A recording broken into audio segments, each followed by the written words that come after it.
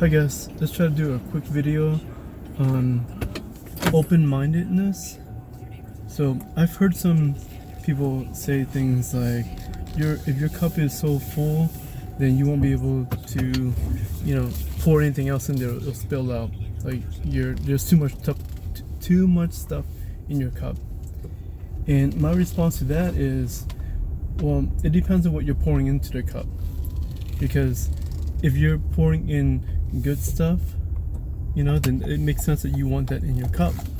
But if someone's trying to pour in bad stuff, like negative things or lies, then you don't want that in your cup, right? You'd rather keep the good stuff in your cup, not add bad stuff to it.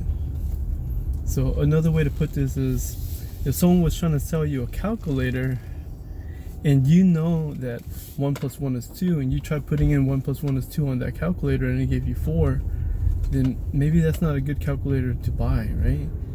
So, just using discernment, using, judging in comparison to say, is what I'm adding or is what someone trying to sell me, is this good?